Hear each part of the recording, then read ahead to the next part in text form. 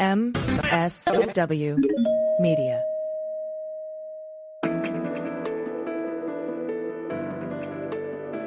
Spy Talk, a podcast at the intersection of intelligence, foreign policy, national security, and military operations. Hi there, I'm Jeff Stein, and this is Spy Talk. A short time ago, an American airplane dropped one bomb on Hiroshima and destroyed its usefulness to the enemy. That bomb has more power than 20,000 tons of TNT. The Japanese began the war from the air at Pearl Harbor. They have been repaid many-fold. That's President Harry Truman, of course, on August 6, 1945, announcing that we dropped a nuclear bomb on Hiroshima, Japan. Another would be dropped 3 days later on Nagasaki, effectively ending the Second World War. Together, the bombs instantly killed an estimated 120,000 people, with hundreds of thousands more dying from wounds or radiation poisoning in subsequent days, months, and even years. We'd already done much the same with napalm bombs that burned much of Tokyo and other cities to the ground. Spy Talk listeners are almost certainly familiar with all that, and because of the runaway success of Oppenheimer, the spectacular Christopher Nolan film on the A-bomb's father, you're also probably even more familiar now with the successes and pitfalls of the ultra-secret bomb program he oversaw in the New Mexico desert, codenamed the Manhattan Project. You may also have heard by now that Nolan's film is based on American Prometheus, the Pulitzer Prize-winning book by Kai Bird and Martin Sherwin. Published originally in 2006, its subtitle is The Triumph and Tragedy of J. Robert Oppenheimer. Kai Bird, a longtime friend of mine, I should disclose, is with us today. Kai Bird, my old friend, welcome to Spy Talk. The Oppenheimer movie, based on the book you co-authored with Martin Sherwin, American Prometheus, is such a massive hit that we need not spend much time explaining what it's about. But tell listeners why you titled your book American Prometheus. Well, you want the real story? Sure. As opposed to the fake story? Yeah, well, the real story is that Marty and I, as we were submitting the book, we always assumed that the title was going to be his nickname, Oppie. And our editor, on the eve of publication, we got a call on Friday, and they said, marketing at Knopf says no. We cannot market a book called Oppie. Mm-hmm. You have until Monday morning to get up, with a new title. Who came up with the idea of investigating Greek mythology for the answer? Well, as I was falling asleep that night, Friday night, my wife, Susan, turned to me and said, "Why don't you call it Prometheus or American Prometheus?" Wow. And that's some powerful pillow talk. And I said, wait a minute, Prometheus? I mean, that's kind of obscure. How many people are going to know who Prometheus was? And I rolled over and went to sleep. The next morning at 8 in the morning, I get a call, very excited, from Marty Sherwin. And he says, "I had dinner last night with Ron Steele, the great biographer of Walter Lippmann." Mm-hmm. And Ron says that he would never read a book called Oppie. And he says, "Why don't you call it American Prometheus?" Ha. Brilliant minds think alike. So I said to Marty, I groaned and I said, "Oh dear, I'm in real trouble now with my wife."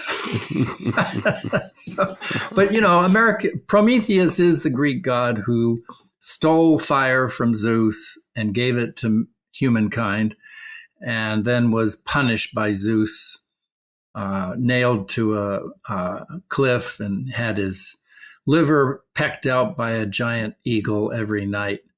And so this is apt for what happened to Oppenheimer. He gave humankind, atomic fire, and then he was later punished. Certainly is apt, my God. It's almost a metaphor for American foreign policy, at large, it seems to me. In any event, I want to get right into some of the security aspects of your story, this being Spy Talk. First of all, there's kind of an irony of General Leslie Groves, who's in charge of the project, allowing communists and suspected communists to continue laboring on the bomb throughout the war. And indeed, you write that the FBI seemed clueless on Soviet-Russian spies until after the war. You write that in 1945, Oppenheimer was now an influential voice in Washington, and the fact of his influence attracted the scrutiny of J. Edgar Hoover, who, of course, was the legendary or notorious director of the FBI. Yeah, so, Oppenheimer came under FBI surveillance as early as 1940. That's really 2 years before he was recruited to become scientific director. And he probably was put on a list of surveillance because FBI agents were wandering around in the streets of San Francisco, in Berkeley, taking down the license plates numbers of people attending known Communist Party meetings. Mm-hmm. And he did occasionally attend political rallies and Communist Party activities. We argue, Marty and I concluded that there's no evidence he actually ever joined the party. He was not a joiner. He was a sort of free intellectual and not the kind of guy to submit to party discipline. But he gave as much as $400 a year to various Communist Party activities. Mm-hmm. And he was a man of the left in the midst of the Depression. Mm-hmm.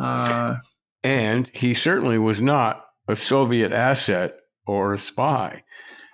No, there's no evidence that he ever spied or passed information or anything remotely spy-like. And I draw from your elegant portrait of Oppenheimer that he would have rebuffed any efforts by the Soviets to recruit him. Was the FBI oblivious to the presence of the atomic spies, the Ted Hall, the Rosenbergs, Klaus Fuchs, and so on? Were they only belatedly aware of that the Soviets had actually penetrated the bomb program? Right. No, there was, an enormous effort to put people like Oppenheimer under surveillance. When he was director at Los Alamos, his personal driver was Army counterintelligence. His phone was often bugged. His every movement was monitored. When he went on a trip to San Francisco on business, he also spent the night with his former lover, Jean Tatlock, who was a member of the Communist Party, and FBI agents tracked him and established that he went in at night and came out in the morning. I mean, he was, completely under, but the FBI, nevertheless, despite all this surveillance and intelligence, they were completely unaware of Ted Hall, Klaus Fuchs, any of the other spies. And there were at least 3 or 4 of them at Los Alamos. And so it was an intelligence failure, as usual in this business. Yeah, so often. So they're all over Oppenheimer like flies on honey. And almost like Spy versus Spy in Mad Magazine, they're missing the elephant in the room, which are actual Soviet spies. Yeah, exactly. Ted Hall was 19 years old, a Harvard scientist who came to Los Alamos and just on his own, he was a walk-in to the Soviets and just decided that he was learning stuff at Los Alamos that the Russians, as our allies, should learn. And so he walked into the Soviet consulate in New York. Let me ask you this, Kai. Can we assume that the FBI's obsession with Americans who might have communist leanings, maybe members of the Communist Party, and that obsession with domestic politics obscured their view of real Russian intelligence operations here? Well, the short answer would be yes. they had a massive surveillance network. They put thousands of people on a list of as potential spies, saboteurs. This is J. Edgar Hoover's obsession. And of course, most of these people were simply political activists. Oppenheimer in Berkeley, his political activism was focused on things like, integrating the public swimming pool in Berkeley. Right. Or raising money to send an ambulance to the Spanish Republic during the Civil War there. Mm-hmm, right. Just purely politics. Just politics, and nothing surprising for. And the Russians were our allies in World War II. That's true. Now, Oppenheimer at one point, the reason he actually got in trouble after the war was that he volunteered to his security officer one day in Los Alamos. Actually, it was on a visit back to Berkeley. He volunteered to his security officer that they should be watching out for one George Eltonton, who is a British chemist working at Shell Oil Company. Mm-hmm. And he was a member of the Communist Party, and he had actually approached Oppenheimer's good friend, the French literature professor at Berkeley, Hakan Chevalier. And he had told Chevalier that he had a friend in the Soviet consulate in San Francisco, and if Chevalier knew any scientists who were working on weapons projects or scientific issues that could be of help to our Soviet allies, he had a conduit to get the information through a, quote, back door. Mm-hmm. Well, Hakan pitched this one day to Oppenheimer in Oppenheimer's kitchen at One Eagle Drive in Berkeley as he was mixing martinis.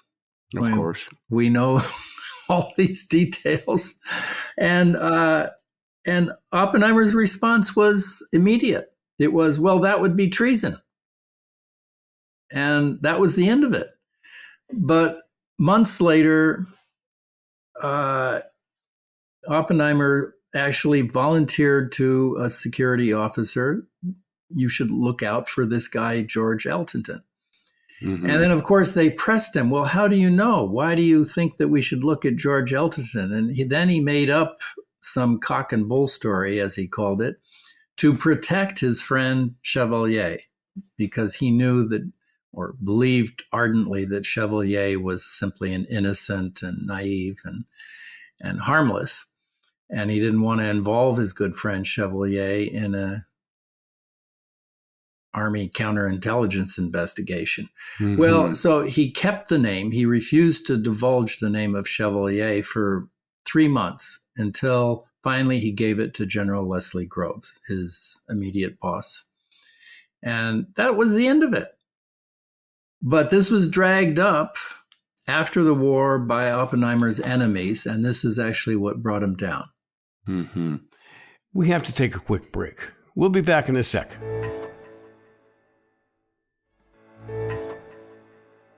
I want to circle back to this sympathy for the Soviet Union among scientists. Their sympathy for the Soviets, our allies, because they were taking huge casualties from the Nazis as they fought back to evict the Germans from Russian soil. It was very common that people supported the Soviets for a number of reasons. And as I said, they were our official allies. Some 500 Los Alamos scientists signed a letter on the dangers of an arms race and atomic bombs with the Russians. The Truman administration classified that letter that they wrote, but no less than George C. Marshall, the top U.S. military officer, advocated inviting the Russians to Los Alamos to see the test.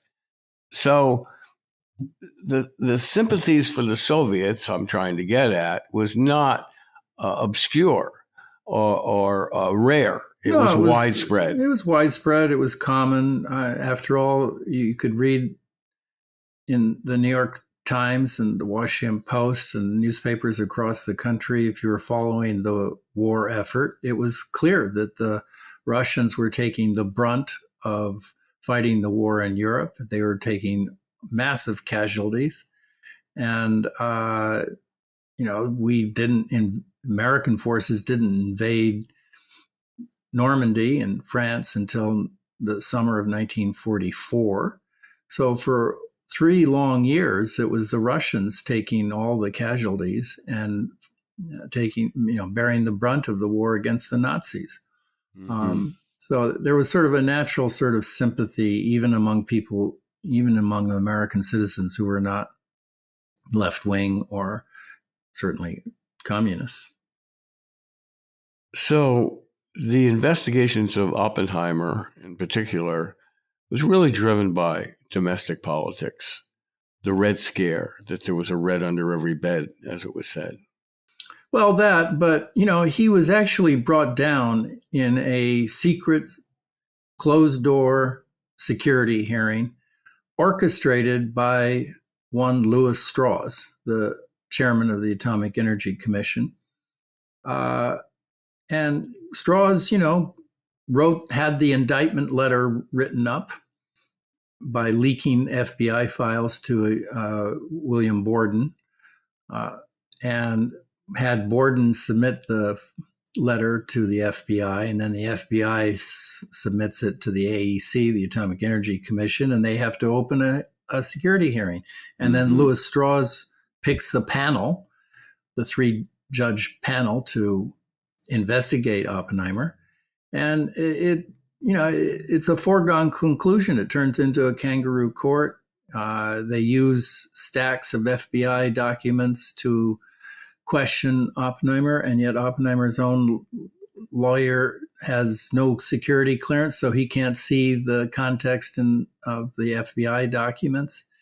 And, it was a foregone conclusion that he was going to be stripped of his security clearance. And then Strauss goes to the lengths of leaking the whole transcript of the hearing to the New York Times to further publicly humiliate Oppenheimer and turn him into a non-entity publicly. Why was Strauss so driven to destroy Oppenheimer? Well, as you can see in the film, that portrays that relationship very accurately and dramatically. They were oil and water. It was bad chemistry. Oppenheimer had a tendency to belittle and even be rude to people in positions of authority who presumed to be smart or smarter than he.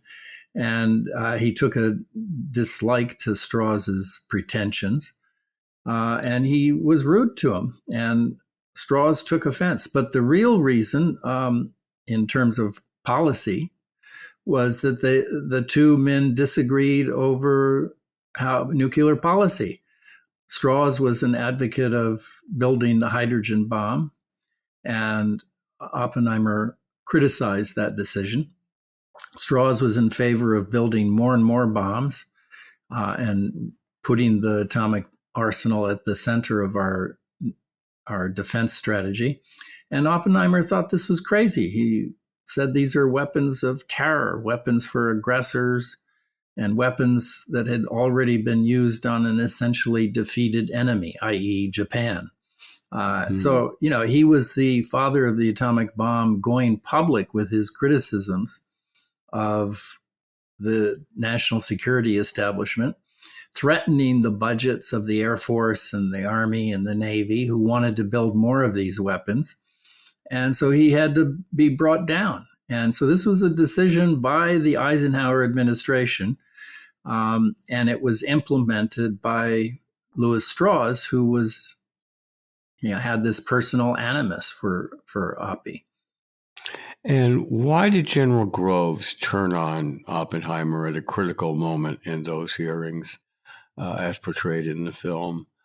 They had forged sometimes uncomfortable relationship, or might even say often uncomfortable relationship, through the Manhattan Project, and yet Groves had great respect for Oppenheimer and his skills, not only as a scientist, but as a project leader. Right. And yet at the crunch time when Oppenheimer needed Leslie Groves' support, Groves didn't have it for him.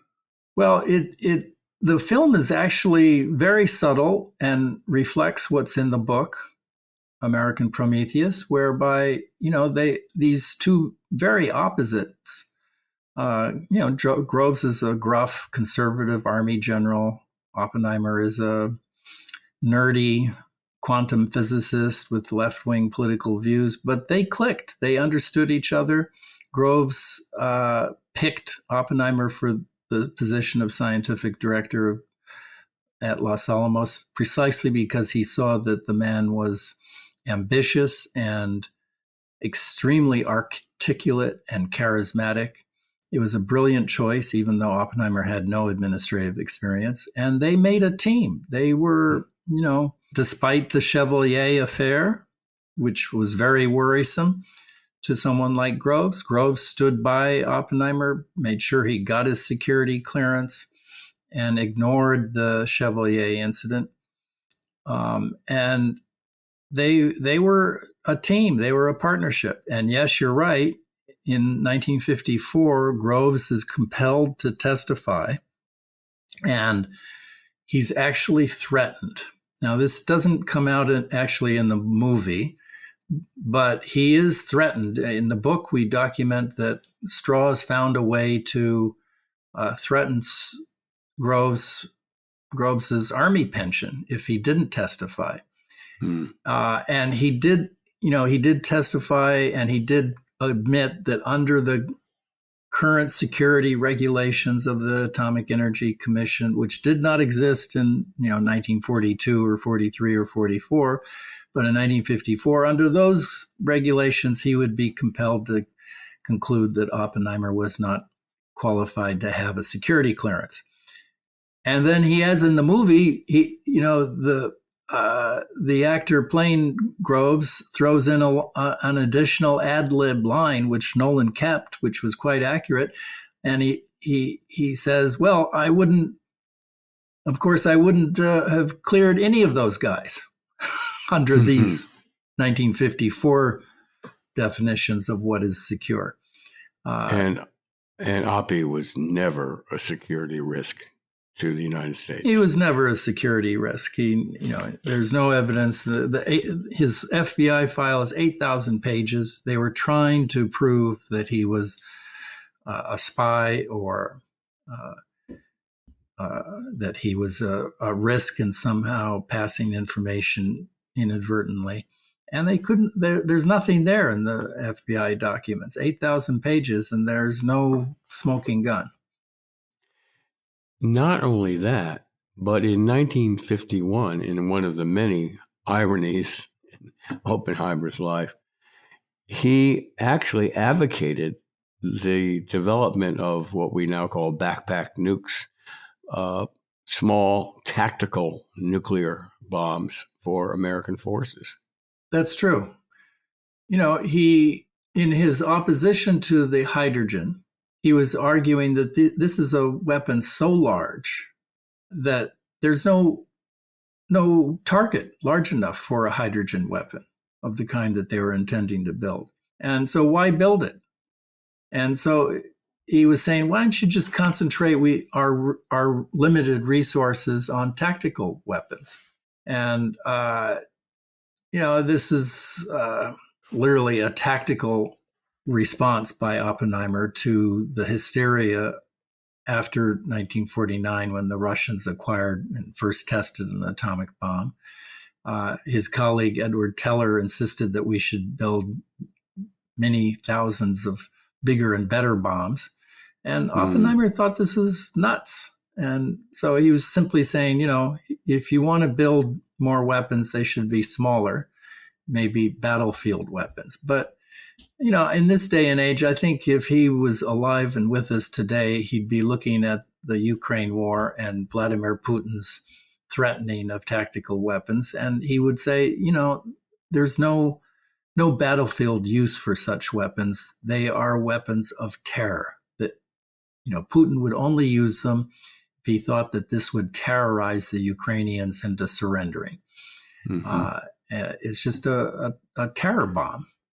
In fact, in another part of Oppenheimer's life that struck me was that he advocated using the bomb on Japan, if I understand this correctly, using the bomb on Japan so that everyone would see that it was a weapon you did not want to use, and you did not want to keep it secret because the United States and its adversaries might be tempted to use a nuclear bomb in a future conflict. Right. And so they needed to see how bad it was.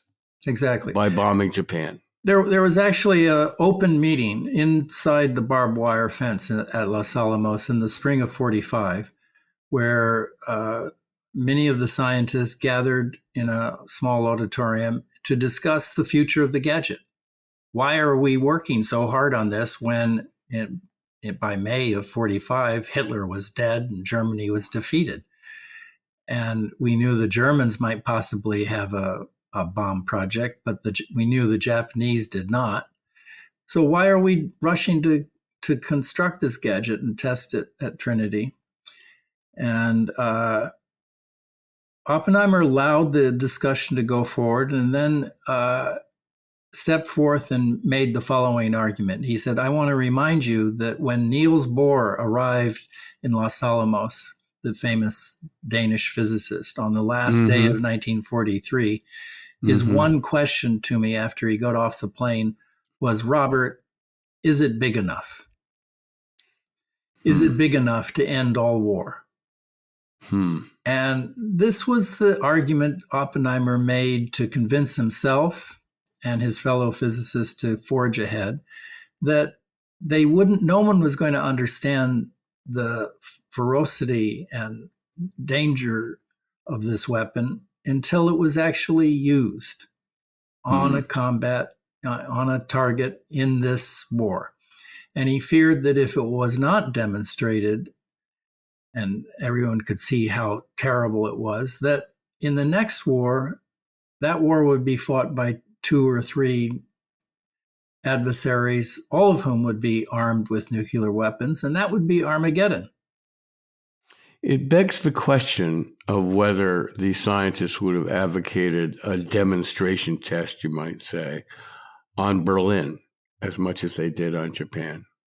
Right. There may have been, I don't think in the scientists, but in the policymakers back in Washington, there was a lot of latent racism involved in the war against the Japanese. It was it was a vicious, bloody conflict in the Pacific, different in some ways than what happened in Europe.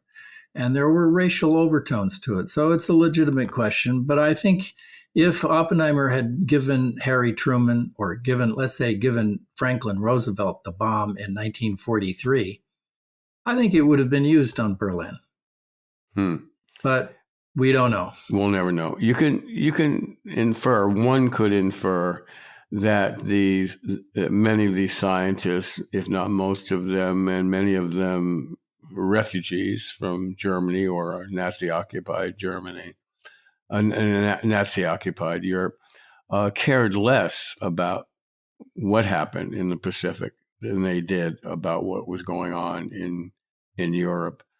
Did they not care or care sufficiently about the Japanese atrocities and that they were being inflicting on the Chinese and the Vietnamese and many other people that they occupied and treated so cruelly? I got the impression they just didn't care as much about what the Japanese were doing. Oh, I'm not so sure. You mean the scientists? Yeah, I'm not so sure that's true. People could read in the newspapers about the brutality of the war as we advanced island to island and Iwo Jima, and it was a brutal war, and of course, my own father joined the Navy right out of high school, and then was sent to officer training school, and he missed the war. But he always believed that, if the war had gone on much longer, he would have been fighting in Japan. And he assumed that the atomic bomb saved his life. That's a common view. But, it's one that I have always thought is too simplistic. I think that in fact, Marty and I in American Prometheus, we make the argument that, in fact, the war was essentially over. The Japanese were trying to surrender when we dropped the 2 bombs. And when I mean trying to surrender, they were trying to negotiate one change to the terms of unconditional surrender. They wanted an assurance that the Japanese emperor would not be touched and that the emperorship as an institution would survive. And of course, that's what happened after the war. But Harry Truman's newly appointed Secretary of State, Jimmy Burns, refused to do this, even though people like John McCloy and others argued for it. And Oppenheimer himself was not privy to this information. He didn't realize how close the Japanese were to surrendering. And he only learned this in September when he comes back to Washington for briefings, and he learns it from Stimson. And you'll see, in the film, you can hear Oppenheimer telling Edward Teller that, well, Secretary Stimson just told me that our bomb was dropped on an essentially already defeated enemy. So it's a complicated history, and we're going to be arguing about this for decades to come. For sure. And, the purpose, or let's say the effect that the bomb, that Oppenheimer hoped the bomb would have, that its use on Japan twice would deter nations in the future, from governments in the future, from using it on each other in a future war. But that seems to have worn off in the 75 years since then. The casual talk of using nuclear weapons in Ukraine, for example. Right. And of course, there was talk of using a bomb on North Korea and North Vietnam. So the use of the bomb as a tactical weapon has crept back into the equation. Yeah, no, we've been living with the bomb for these past 7 decades plus, and I think we have become far too complacent. Marty Sherwin's last book came out in 2021, just before he died, and it was called "Gambling with Armageddon," and it's the best history of the Cuban Missile Crisis and of the whole nuclear warfighting, how generals thought about this weapon from 1945 leading up to the missile crisis. And Marty makes it very clear in that very wonderful book that, we're just damn lucky. We survived the missile crisis out of sheer luck. And there have been other points in history. In 1983, there was a nuclear scare where the Russians thought that we were war exercise that we were engaged in was actually a preparation for a first strike. We've been very lucky these last 7 decades, but the story is not over, and it could still end badly. What are we to make of the whole story? Why is it relevant today beyond the fact that, nuclear weapons become dangerous? And of course, some defenders of nuclear weapons say those bombs actually have kept the peace. I don't agree with that. But what should we draw from this whole affair not only in terms of nuclear policy, but in terms of our domestic politics? What's the takeaway? Well, it's very relevant, the Oppenheimer story, to our own times. You mentioned Donald Trump. I think Donald Trump as a phenomena, as a political culture, as his brand of politics has its roots in Joe McCarthy and the McCarthy scare. And it's a direct link. So My next project is a biography of Roy Cohn. And Mhm. Roy Cohn was Joe McCarthy's chief counsel, who tried to subpoena Oppenheimer and was warned off by Richard Nixon. Dwight Eisenhower sent his vice president to tell Roy Cohn, don't subpoena Oppenheimer. We have other plans in the works for him, i.e. the security hearing that would bring him down. And who's Roy Cohn? Well, in 1973, he becomes Donald Trump's personal lawyer. And up until the day he died in 1986, he was teaching the young Donald Trump how to deal with the press, how to double down, how to always deny, how to always countersue.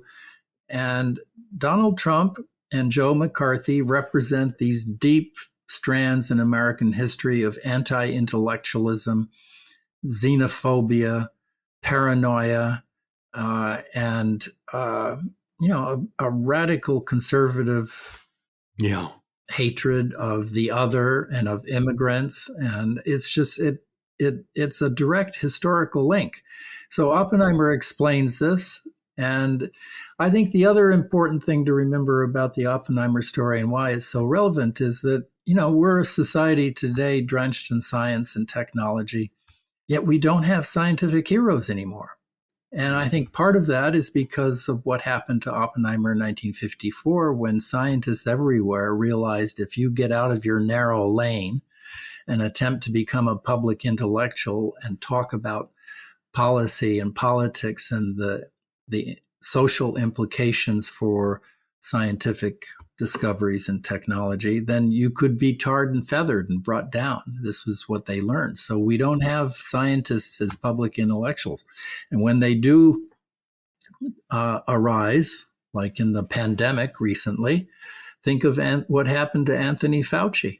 Mm-hmm. The man's integrity and honesty was questioned. And this is part of American culture these days, where we have a citizenry that is often deeply skeptical of scientific expertise and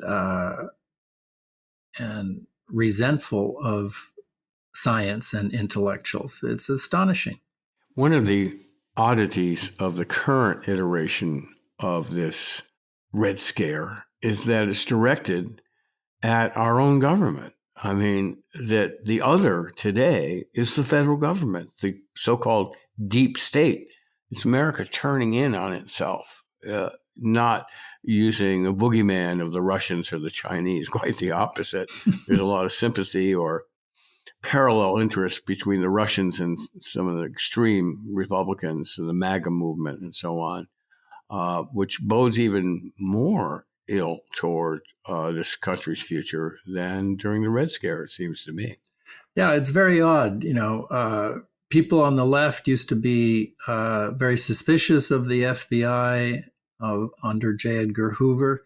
And today, liberals are finding themselves in the position of trying to defend these civil servants and their objectivity, and the FBI is being attacked from the right. And I think this is all symptomatic of our politics that has emerged over the last few decades, and in fact, of Roy Cohn and Joe McCarthy and Donald Trump's influence. The so-called establishment that I was a critic of, in fact, in some of my early books, the foreign policy establishment of John McCloy and McGeorge Bundy, who gave us the war in Vietnam. Well, that establishment's dead.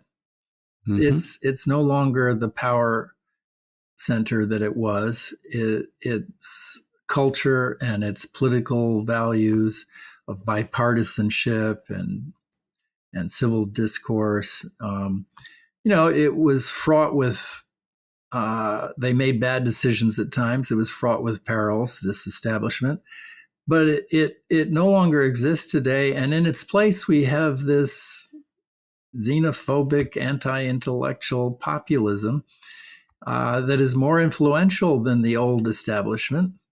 And Roy Cohn is sort of haunting us from his grave. It's like, there may come a time if Trump is reelected, put back in the White House and begins the steps to create an authoritarian government, putting his hand-picked henchmen in charge of the FBI and CIA and so on, and try to upset democratic norms. We may see liberals crying out for a military coup right. to stop the theft of democracy by the Trump forces. Anyway, that's what we're looking at. So, no better way to end this than to thank you, Kai, for taking a moment from your whirlwind tours, your interviews, because of the blockbuster. And that's an irony, isn't it? Calling this movie a blockbuster, because that was a bombing term. Yes, right. Well, this moment is filled with irony. You know, this book came out 18 years ago, and now suddenly I'm the lucky author who has a smart director like Christopher Nolan coming along to transform it into a big screen event. And I'm just lucky he's the kind of director who pays attention to details and authenticity, and he was really concerned to try to get the history right. So I think it's an important film that I hope will lead to a national conversation on things nuclear and McCarthyism and the role of scientists as public intellectuals. It seems headed that way. Anyway, Kai, thanks so much for spending the time with us, and I'll see you around. All your author friends are celebrating your success. Okay. Thank you. And that's it for this week's Spy Talk. Be sure to check out our complete podcast archive at the MSW Network or on Apple or wherever you get your podcasts. And if you haven't already, please check out the Spy Talk news site on Substack, where our deeply experienced contributing writers offer a steady diet of scoops and original analyses. Just Google Spy Talk and you'll find your way there. This edition of the Spy Talk podcast, like all the others, was smoothly produced by Kanai at MSW Media with expert editing from Molly Hockey. Oh, and by the way, that music you've been hearing, that's the score for Oppenheimer, composed by Ludwig Göransson and inspired by, film notes say, director Christopher Nolan's longtime collaborator Hans Zimmer. That's it. Thanks for listening. I'm Jeff Stein. For more original reporting and insights like this, subscribe to spytalk.co on Substack and follow us on Twitter at @talk_spy. If you enjoyed our podcast, subscribe and leave a review on Apple Podcasts, Spotify, or wherever you get your podcasts. MSW Media.